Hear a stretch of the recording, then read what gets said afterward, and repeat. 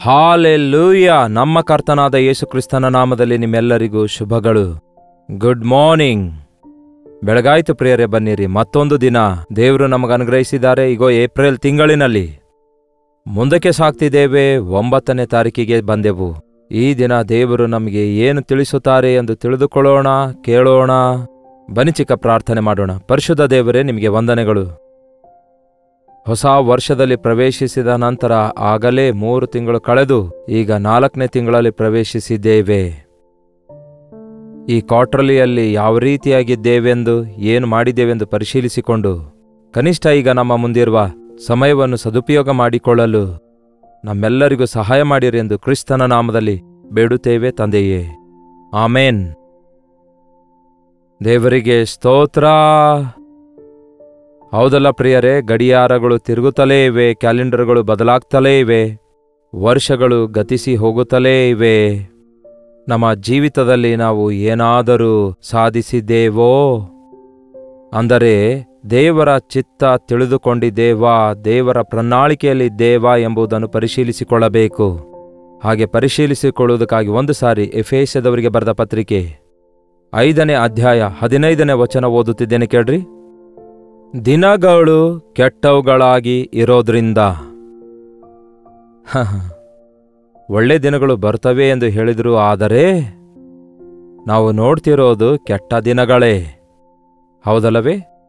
ದಿನಗಳು ಕೆಟ್ಟವುಗಳಾಗಿರೋದ್ರಿಂದ ಹಿಂದೆ ಎಂದಿಗೂ ಇರಲಾರದಂತಹ ರೀತಿಯಲ್ಲಿ ಬಾಧೆಯಲ್ಲಿ ಮನುಷ್ಯರಿರುವಂಥದ್ದು, ಆರ್ಥಿಕ ತೊಂದರೆಯಲ್ಲಿರುವಂಥದ್ದು, ಬಡ್ಡಿ ಕಟ್ಟಲಿಕ್ಕಾಗದೆ, EMI ಕಟ್ಟಲಿಕ್ಕಾಗದೆ, ಸಾಲ ತೀರಿಸಿಕೊಳ್ಳಲಿಕ್ಕಾಗದೆ ಅವರು 24 ಗಂಟೆಗಳವರೆಗೂ ಅದರ ಮೇಲೆ ಧ್ಯಾಸವಿಟ್ಟು ಅದೇನೋ ತಮ್ಮ ದುಡ್ಡನ್ನು ಅವರೇ ಚೆನ್ನಾಗಿ ಹ್ಯಾಂಡಲ್ ಮಾಡಿಕೊಳ್ಳೋಣ ಅಂದುಕೊಂಡು ಮತ್ತಷ್ಟು ಅಗಾಧಕ್ಕೆ ಒಳಗಾಗ್ತಿರುವ ಸಾಧಾರಣ ಮನುಷ್ಯರು ಇದ್ದಾರೆ. ದೊಡ್ಡ ದೊಡ್ಡ ಐಶ್ವರ್ಯವಂತರು, ಕುಬೇರು ಅನ್ನಿಸಿಕೊಳ್ಳುವವರು ಕೂಡ ಇದ್ದಾರೆ. ಅವ್ರ ಬಗ್ಗೆ ಕೇಳ್ತೇವಲ್ಲವೇ, ನೋಡುತ್ತೇವಲ್ಲವೇ? ದಿನಗಳು ಕೆಟ್ಟವುಗಳಾಗಿವೆ, ಒಬ್ಬರಿಗೊಬ್ಬರು ಹಾನಿ ಮಾಡಿಕೊಳ್ಳುವ ದಿನಗಳಾಗಿವೆ. ಎಲ್ಲಿ ನೋಡಿದ್ರೂ ಸ್ವಾರ್ಥವಿದೆ. ಎಷ್ಟು ತ್ವರಿತವಾಗಿ ಒಬ್ಬ ವ್ಯಕ್ತಿ ತನ್ನ ಬುದ್ಧಿ ಬದಲಾಯಿಸಿಕೊಳ್ತಾನೆ ನೋಡಿ. ನಿಮ್ಮ ಪಕ್ಷದಲ್ಲಿದ್ದವನು ಪರರ ಪಕ್ಷ ಹೋಗ್ತಾನೆ. ನಿಮ್ಮನ್ನು ಮೆಚ್ಚಿಕೊಳ್ಳುವವನೇ ನಿಮ್ಮ ಮನಸ್ಸನ್ನು ನೋಯಿಸಿಬಿಡುತ್ತಾನೆ. ಯಾವಾಗ ನೋಡಿದ್ರೂ ಒಬ್ಬರ ಮೇಲೊಬ್ಬರು ಕುತಂತ್ರ ಮಾಡುತ್ತಾರೆ ಹೊರತು ಬಿದ್ದವರನ್ನು ಮೇಲೆತ್ತೋಣ, ಕುಗ್ಗಿದವರನ್ನು ಆದರಿಸೋಣ ಎಂಬ ಆಲೋಚನೆ ಇದೆ ಅಂತೀರಾ? ಒಂದು ವೇಳೆ ಯಾರಿಗಾದರೂ ಇರೋದಾದರೆ ಯೇಸುವನ್ನು ಅರಿತುಕೊಂಡವರಿಗೆ ಮಾತ್ರ ಇರಬಹುದೇನೋ.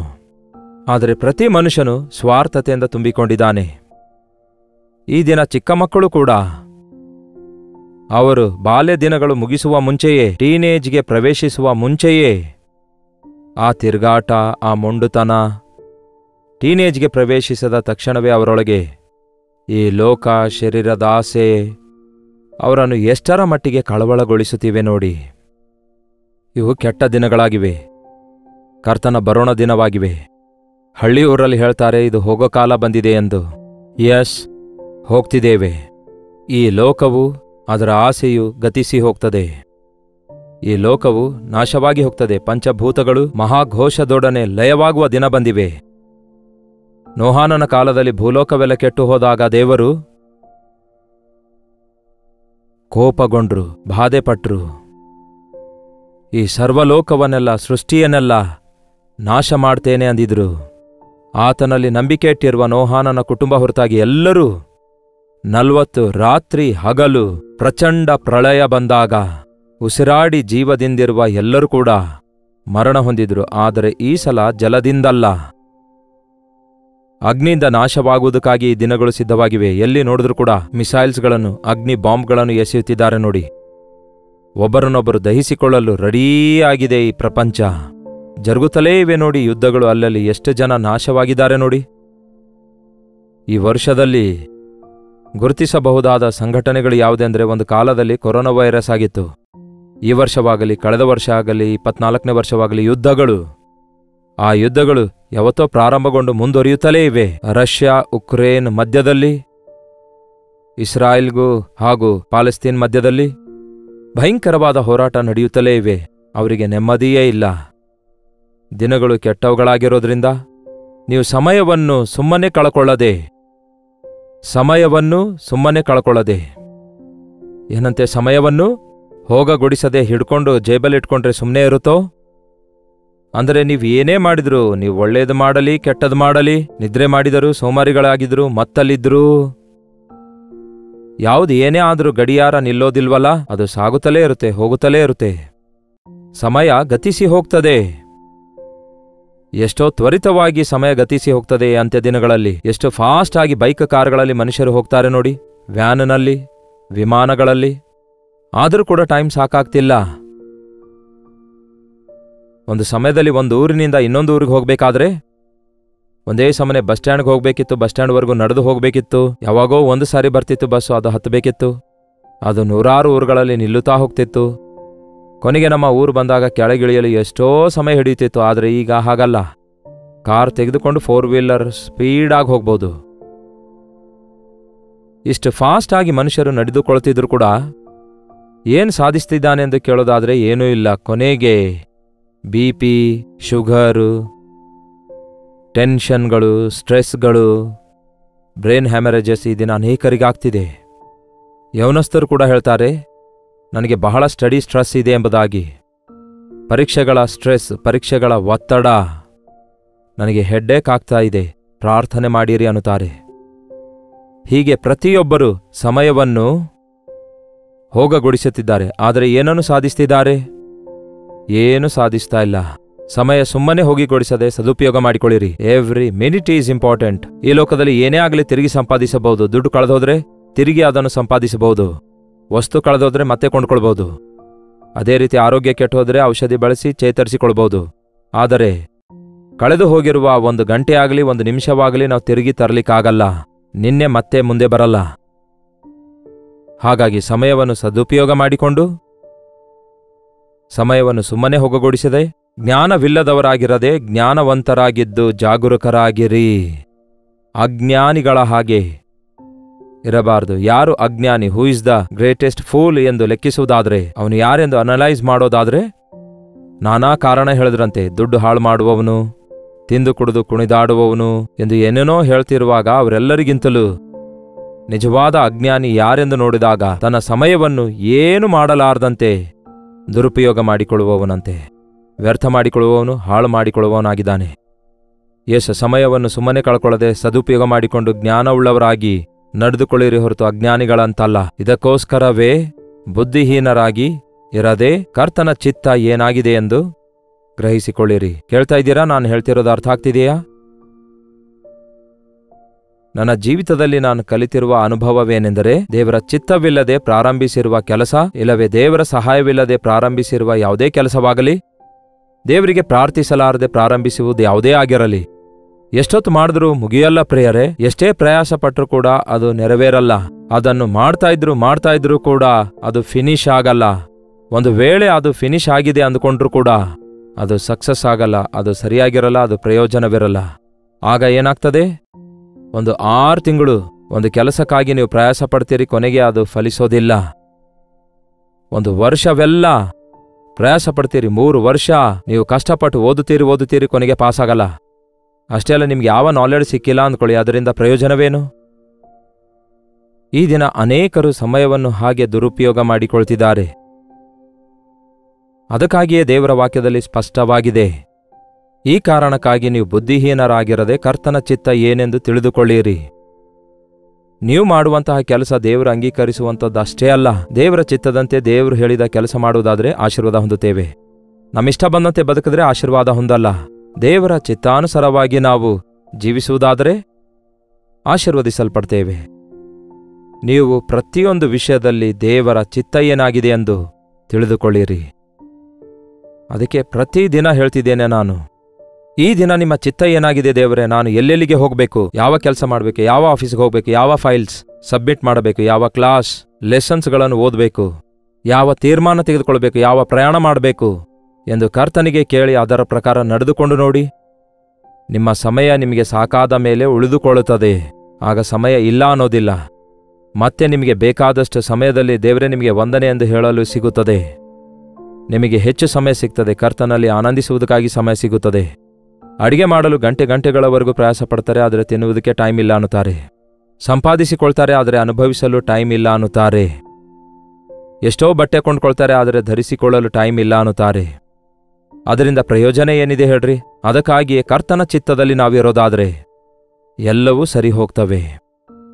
ನೀವು ನಿಮ್ಮ ಸಮಯವನ್ನು ಅಜ್ಞಾನಿಗಳ ಹಾಗೆ ಹಾಳು ಮಾಡಿಕೊಳ್ಳದೆ ನೀವು ಕರ್ತನ ಚಿತ್ತ ಏನೆಂಬುದಾಗಿ ಗ್ರಹಿಸಿಕೊಳ್ಳಿರಿ. ಆತನ ಚಿತ್ತ ಉತ್ತಮವಾಗಿದೆ. ಆತನ ಚಿತ್ತದಲ್ಲಿ ನಾವು ಕೆಲಸ ಪ್ರಾರಂಭಿಸುವಾಗ ಮುಗಿಸುತ್ತೇವೆ. ಪೇತ್ರ, ಯೋಹಾನರು ರಾತ್ರಿಯೆಲ್ಲ ಬಲೆ ಎಸೆದು ಮೀನು ಹಿಡಿಯುತ್ತಾರೆ, ಬಲೆ ತೆಗೆಯುತ್ತಾರೆ, ಎಸೆಯುತ್ತಾರೆ, ಆದರೂ ಒಂದು ಮೀನು ಸಿಗಲಿಲ್ಲ. ಯೇಸು ಅದನ್ನು ನೋಡ್ತಾರೆ. ಅವರ ದೋಣಿಯೊಳಗಡೆ ಕೂತ್ಕೊಂಡು ಪ್ರಸಂಗಿಸುತ್ತಾರೆ. ನಂತರ ದೋಣಿ ಆಳಕ್ಕೆ ಕೊಂಡೊಯ್ಯ ಅನ್ನುತ್ತಾರೆ. ಈಗ ಬಲೆ ಹಾಕನ್ನುತ್ತಾರೆ. ಅದಕ್ಕೆ ಪೇತ್ರ ಏನು ಹೇಳ್ತಾನೆ ಗೊತ್ತಾ? ಸ್ವಾಮಿ, ರಾತ್ರಿಯೆಲ್ಲ ಪ್ರಯಾಸ ಪಟ್ಟಿದ್ದೇವೆ, ಆದರೆ ನಮಗೇನು ದೊರಕಲಿಲ್ಲ. ರಾತ್ರಿಯೆಲ್ಲ ಬಲೆ ಎಸೆಯುತ್ತಲೇ ಇದ್ದಾರೆ. ಬಲೆ ಎಸೆಯುತ್ತಾರೆ, ತೆಗೆಯುತ್ತಾರೆ, ಎಸೆಯುತ್ತಾರೆ, ತೆಗೆಯುತ್ತಾರೆ. ಅದೇ ನೀರಿನಲ್ಲಿ, ಅದೇ ಗಲಿಲಾಯ ಸಮುದ್ರದಲ್ಲಿ ಅವರು ಸುತ್ತಲೂ ತಿರುಗಾಡಿ ಬಲೆ ಹಾಕ್ತಾರೆ, ಒಂದು ಮೀನು ಸಿಗಲಿಲ್ಲ. ಆದರೆ ಯೇಸು ಹೇಳಿರುವ ಸಮಯದಲ್ಲಿ, ಯೇಸು ಹೇಳಿದ ಮಾತಿನ ಪ್ರಕಾರ ನಾವು ರಾತ್ರಿಯೆಲ್ಲ ಪ್ರಯಾಸ ಪಟ್ಟಿದ್ದೇವೆ, ಏನೂ ಸಿಗಲಿಲ್ಲ, ಆದರೂ ನಿನ್ನ ಮಾತಿನ ಮೇರೆಗೆ ಬಲೆ ಹಾಕುತ್ತೇವೆ ಎಂದು ಹೇಳಿ ಬಲೆ ಹಾಕಿದಾಗ ಏನಾಯ್ತೆಂದು ನಿಮಗೆ ಗೊತ್ತಲ್ಲವೋ? ರಾಶಿ ರಾಶಿಯಾಗಿ ಮೀನುಗಳನ್ನು ಹಿಡಿಯುತ್ತಾರೆ. 2 ದೋಣಿಗಳು ತುಂಬಿಕೊಳ್ಳುವಷ್ಟು ಮೀನು ಸಿಗುತ್ತವೆ. ಅಷ್ಟು ಮೀನು ಸಿಗ್ತವೆ. ರಾತ್ರಿ ಎಲ್ಲ ಪ್ರಯಾಸಪಟ್ಟರೂ ಸಿಗದೇ ಇರುವಂಥದ್ದು ಒಂದೇ ಒಂದು 1 ಟ್ರೈ ಅಷ್ಟೇ. ಒಂದೇ ಏಟಿಗೆ ಹಿಟ್ಟಾದ್ರೂ ಅನ್ನುತ್ತೇವಲ್ಲವೇ, ಸೆಟ್ ಆದ್ರೂ ಅನ್ನುತ್ತಾರಲ್ಲವೇ? ವಾರಕ್ಕೆ ಬೇಕಾದಷ್ಟು ಸಂಪಾದನೆ ಅವರಿಗೆ ಈಗ ಸಿಕ್ಕಿತಂತೆ. ಕರ್ತನ ಚಿತ್ತದಲ್ಲಿ ಮಾಡುವ ಕೆಲಸಗಳು ಹಾಗೆಯೇ ಇರ್ತವೆ. ನಾವೇನಾದರೂ ನಮ್ಮ ಸ್ವಂತ ಆಲೋಚನೆಯಿಂದ ಕೆಲಸ ಮಾಡುವುದಾದರೆ ಆ ಕೆಲಸ ನಡೆಯುವುದಿಲ್ಲ, ಆ ಕೆಲಸ ಜರುಗುವುದಿಲ್ಲ, ಅದು ನೆರವೇರುವುದಿಲ್ಲ, ಅದು ಪರಿಪೂರ್ಣ ಆಗೋದಿಲ್ಲ. ಮಧ್ಯದಲ್ಲಿಯೇ ನಿಲ್ಲಿಸುತ್ತಾರೆ ಅನೇಕರು. ಸ್ಟಡೀಸ್ ನಿಲ್ಲಿಸುವವರಿದ್ದಾರೆ, ಮನೆ ನಿರ್ಮಾಣ ನಿಲ್ಲಿಸುವಂಥವರಿದ್ದಾರೆ, ಎಂಗೇಜ್ಮೆಂಟ್ ಆದ ನಂತರ ಮದುವೆ ನಿಲ್ಲಿಸುವಂಥವರಿದ್ದಾರೆ. ಹೌದಲ್ಲವೇ? ಹೀಗೆ ಎಷ್ಟೋ ವಿಷಯಗಳಲ್ಲಿ ಹಿಂದೆ ಬೀಳ್ತಿದ್ದಾರೆ. ಕಾರಣ, ನಮ್ಮ ಕೆಲಸಗಳಲ್ಲಿ ದೇವರ ಆಶೀರ್ವಾದವಿಲ್ಲ, ನಮ್ಮ ಕೆಲಸಗಳಲ್ಲಿ ದೇವರ ಸಹಾಯವಿಲ್ಲ, ನಮ್ಮ ನಿರ್ಣಯಗಳು ದೇವರ ಚಿತ್ತಾನುಸಾರವಾದದ್ದಲ್ಲ. ನಾವು ಬಹಳಷ್ಟು ಸಾರಿ ಅಂದುಕೊಳ್ತೇವೆ, ನಾವು ಪ್ರಾರ್ಥನೆಯಲ್ಲಿ ಕಳೆಯುವ ಸಮಯ ವ್ಯರ್ಥ ಅಂದುಕೊಳ್ತೇವೆ. ಎಷ್ಟು ಅವಿವೇಕ ಅದು! ದೇವರು ಕೊಟ್ಟಿರುವ 24 ಗಂಟೆಗಳಲ್ಲಿ ನೀವು ಪ್ರಾರ್ಥನೆಗಾಗಿ ಕಳೆಯುವ 1 ಗಂಟೆ ವ್ಯರ್ಥ ಅಂದುಕೊಳ್ಳೋದಾದರೆ 23 ಗಂಟೆಗಳಲ್ಲಿ ಏನು ಸಾಧಿಸಿದ್ರಿ? 23 ಗಂಟೆಗಳಲ್ಲಿ ನೀವು ನೀವು ನಿದ್ರೆ ಮಾಡುತ್ತಾ ಇದ್ರೂ ಕೂಡ ದೇವರು ನಿಮ್ಮನ್ನು ಆಶೀರ್ವದಿಸ್ತಾರೆ. ಆಗ ನೀವು ಪ್ರಶಾಂತವಾಗಿ, ಆರೋಗ್ಯಕರವಾಗಿ, ಆನಂದಕರವಾಗಿ ನಿದ್ರೆ ಮಾಡುವ ಹಾಗೆ ದೇವರು ನಿಮ್ಮನ್ನು ಆಶೀರ್ವದಿಸಬೇಕಾದರೆ ಆತನ ಚಿತ್ತದಲ್ಲಿ ಪ್ರತಿದಿನ ಸಮಯ ಉಪಯೋಗ ಮಾಡಿಕೊಳ್ಳಿ. ದೇವರೇ, ನಿಮ್ಮ ಚಿತ್ತ ಏನಾಗಿದೆ ಅಂತ ಕೇಳಿ ತಿಳ್ಕೊಳ್ಳಿರಿ. ದೇವರ ಚಿತ್ತದಲ್ಲಿ ಒಂದು ಕೆಲಸವನ್ನು ನಾವು ಪ್ರಾರಂಭಿಸುವಾಗ ಗಂಟೆಗಳವರೆಗೂ, ದಿನಗಳವರೆಗೂ, ವರ್ಷಗಳವರೆಗೂ ಮಾಡುತ್ತಾ ಬಂದಿರುವ ಕೆಲಸವನ್ನು ನಿಮಿಷಗಳಲ್ಲಿಯೇ ಮುಗಿಸಬಲ್ಲೆವು. ಯೇಸುವೇ, ನಿನ್ನ ಮಾತಿನ ಪ್ರಕಾರ ಬಲೆ ಎಸೆಯುತ್ತಿದ್ದೇನೆ ಎಂದು ಎಸೆದ ಕೂಡಲೇ 2 ದೋಣಿಗಳು ತುಂಬಿಕೊಳ್ಳುವಷ್ಟು, ಬಲೆಗಳು ಹರಿದುಕೊಳ್ಳುವಷ್ಟು ರಾಶಿ ರಾಶಿಯಾಗಿ ಮೀನುಗಳು ಅವರಿಗೆ ಸಿಕ್ಕುವು. ಮೀನುಗಳು ಸಿಕ್ಕುವು. ದೇವರ ಚಿತ್ತದಲ್ಲಿಯೇ ಪ್ರತಿ ಕೆಲಸ ಮಾಡೋಣ.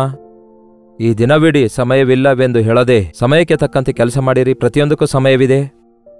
ಯಾವಾಗ ಯಾವುದು ಮಾಡಬೇಕೋ ಅದೇ ಕೆಲಸ ಮಾಡಿರಿ. ಆಯಾ ಕೆಲಸ ಆವಾಗಲೇ ಮಾಡಿ. ಸೋಮಾರಿತನ ಬೇಡ.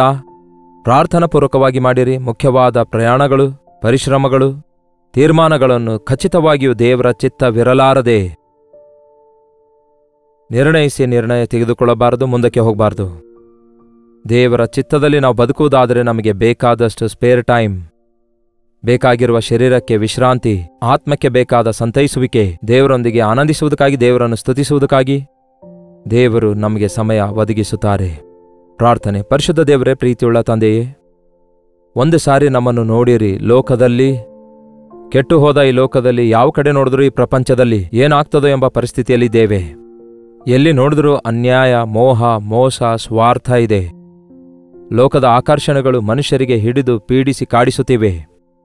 ಇಂತಹ ಪರಿಸ್ಥಿತಿಯಲ್ಲಿ ದೇವರೇ, ನಮ್ಮ ಸಮಯವನ್ನು ಸದುಪಯೋಗ ಮಾಡಿಕೊಳ್ಳುವಂತೆ, ನಿಮ್ಮ ವಾಕ್ಯದೊಂದಿಗೆ ಸಮಯ ಕಳೆಯಲು, ನಿಮ್ಮ ಸನ್ನಿಧಿಯಲ್ಲಿ ಕಾಲ ಕಳೆಯಲು ಪ್ರಾರ್ಥನೆಯಲ್ಲಿ ಸಮಯ ಕಳೆಯಲು, ನಿಮ್ಮ ಆಜ್ಞೆಯ ಪ್ರಕಾರ ನಡೆದುಕೊಳ್ಳುವಂತೆ, ನಿಮ್ಮ ಆಜ್ಞೆಗೆ ವಿಧೇಯರಾಗುವಂತೆ, ಪ್ರತಿದಿನ ನಾವು ಸಾಧಿಸಬೇಕಾದ ಕೆಲಸಗಳನ್ನು ಸಾಧಿಸುವಂತೆ, ದಿನೇ ದಿನೇ ಅಭಿವೃದ್ಧಿಯೊಂದಿಗೆ ನಿಮಗೆ ಸಹಾಯ ಮಾಡುವಂತೆ ನಮ್ಮೆಲ್ಲರಿಗೂ ಸಹಾಯ ಮಾಡಿರೆಂದು ಕ್ರಿಸ್ತನ ನಾಮದಲ್ಲಿ ಬೇಡುತ್ತೇನೆ ತಂದೆಯೇ, ಆಮೇನ್. ತಂದೆಯಾದ ದೇವರ ಪ್ರೀತಿಯೂ, ಮಗನಾಗಿರುವ ಕ್ರಿಸ್ತನ ಕೃಪೆಯೂ, ಆದರಣೆಕರ್ತನಾದ ಪವಿತ್ರಾತ್ಮನ ಸಹವಾಸವು ಕೂಡಿ ಬಂದಿರುವ ನಮ್ಮೆಲ್ಲರ ಸಂಗಡ ಇಂದಿಗೂ ಸದಾಕಾಲಕ್ಕೂ ನೆಲೆಯಾಗಿರಲಿ, ಆಮೇನ್. ದೇವರಿಗೆ ಸ್ತೋತ್ರ. ನಿಮ್ಮ ಪ್ರಾರ್ಥನಾ ಮನವಿಗಳನ್ನು 8939731313 ನಂಬರ್ಗೆ, ನೀವು ಇತರ ದೇಶದಿಂದಲೂ ವೀಕ್ಷಿಸುವುದಾದರೆ ಕೊಡಲ್ಪಟ್ಟ ಇದೇ ನಂಬರ್ಗೆ ಒಂದು ಟೆಕ್ಸ್ಟ್ ಆಗಲಿ, ವಾಯ್ಸ್ ಮೆಸೇಜ್ ಮುಖಾಂತರ ವಾಟ್ಸಪ್ ಕಳಿಸಿರಿ. ನಿಮಗಾಗಿ ಪ್ರಾರ್ಥಿಸ್ತಿದ್ದೇವೆ. ತಪ್ಪದೆ ನಿಮಗೆ ದೇವರು ಸಹಾಯ ಮಾಡ್ತಾರೆ. ನೀವು ಕೂಡ ಪ್ರಾರ್ಥಿಸಿ ಪ್ರಿಯರೇ.